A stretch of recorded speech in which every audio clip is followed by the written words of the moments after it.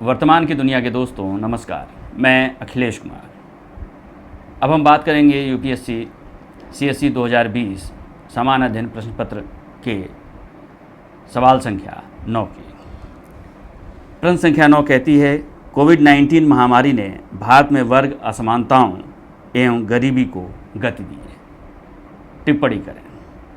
150 शब्दों के इस प्रश्न में जो खास बातें हैं वो है एक महामारी के कारण भारत में वर्ग असमानता और गरीबी का बढ़ना। कोविड ने व्यापक रूप से भारतीय समाज को प्रभावित किया, खासकर आर्थिक रूप से इसने ज़बरदस्त तरीके से प्रभावित किया।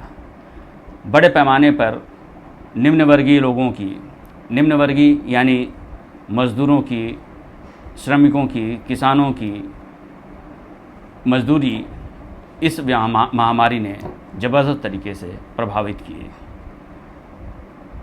तालाबंदी और उसके चलते उपजे पलायन ने बड़े शहरों से अपने अपने घरों की ओर श्रमिकों के पलायन ने जिस तरह का विभत्स दृश्य पैदा किया, उसने गहरे तक भारतीय समाज को प्रभावित किया।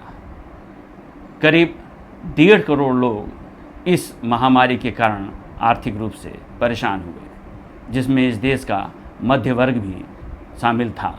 किसी न किसी तरह से वह भी प्रभावित था और जिसका नतीजा रहा कि भारत का सकल घरेलू उत्पाद -24.4 के स्तर पर पहुंच गया। वैश्विक स्तर पर फैली इस बीमारी ने भारत को कहीं गहरे तक प्रभावित किया। लाखों संख्या में लोग मारे गए। हालांकि सरकार की ओर से इस महामारी से निपटने के लिए सार्थक प्रयास किए गए, लेकिन यह प्रयास उस स्तर तक कामयाब नहीं हुए जिस स्तर तक भारत की जनसंख्या है। जाहिर सी बात है, जब आप इसको लिखेंगे तो आपको ये लिखना होगा, आपको इस प्रश्न में जब जिस विचार को लिखना होगा उसमें सबसे पहले भारतीय अर्थव्यवस्था पर जो प्रभाव पड़ा उसको अंकित करिए। अगर आप सकल घरेलू उत्पाद में जो व्यापक चर्चा का आंकड़ा रहा उसकी चर्चा करते हैं तो एक बेहतर पहल होगी आपकी ओर से। इसके अलावा समाज के सबसे कमज़ोर तबके, जिसमें दिहाड़ी मजदूर और कम आय वाले लोग शामिल थे, उन पर इसका क्या असर पड़ा, इसके बारे में लिखिए। जिन कार्य क्षेत्रों से बड़े मात्रा में पलायन हुआ, उस पलायन में इन मजदूरों को क्या क्या सहना पड़ा, उस पर संक्षेप में लिख सकते हैं आप।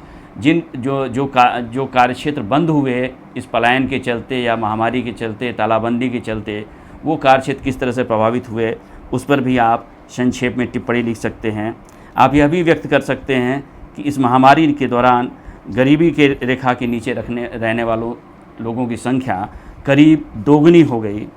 साथ ही आप जब इस महामारी के बारे में अपने विचार व्यक्त कर रहे हों तो मध्य वर्ग पर भी, क्योंकि सिर्फ कमज़ोर तबके ही इससे प्रभावित नहीं हुए, बल्कि वह लोग भी जो किन्हीं कार्यालयों में काम करते थे या भारत के मध्य वर्ग का हिस्सा थे, मुख्य रूप से निम्न मध्य वर्ग का हिस्सा थे, वो भी प्रभावित हुए।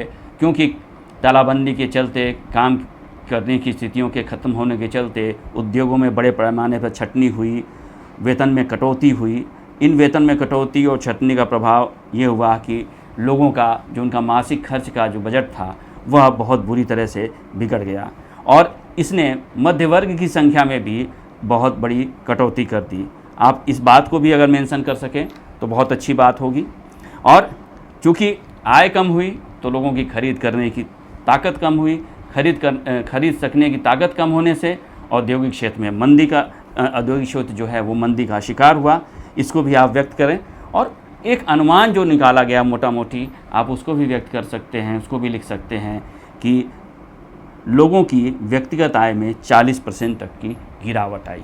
तो कुल मिला के इस महामारी ने आर्थिक रूप से किस तरह से भारतीय समाज को परेशान किया, भारतीय समाज को किस तरह से इसने असमानताओं और गरीबी में गति दी है, इसको आप लिख सकते हैं। निश्चित रूप से यह भी आप इसमें व्यक्त कर सकते हैं, अगर आपके पास शब्द संख्या बचती हो, कि इसने उन वर्गों को जो कि पहले से ही समृद्ध वर्ग थे वो इस महामारी के चलते कम प्रभावित हुए और वह वर्ग जो समाज के निचले तबके से आते थे वो ज़्यादा प्रभावित हुए, क्योंकि उनमें से जिन जिन घरों से लोग इस महामारी से प्रभावित हुए उसमें इसकी दवा पर, इसके स्वास्थ्य पर जो खर्च हुआ, इसके मेडिकल का जो खर्च आया, उस खर्च ने भी इन वर्गों पर ज़बरदस्त तरीके से प्रहार किया। इस तरह से एक समुच्चय के रूप में आप इस प्रश्न के अवलोकन करेंगे, लेकिन ध्यान रखिएगा इस प्रश्न में आप सिर्फ उसके अर्थतंत्र की ही बात करिएगा, क्योंकि यह प्रश्न उसके अर्थतंत्र से ही जुड़ा हुआ है। उम्मीद है वर्तमान की यह पहल आपको पसंद आई होगी। अगर पसंद आई है तो हमारे वीडियो को लाइक करें और चैनल को सब्सक्राइब करें। शुक्रिया।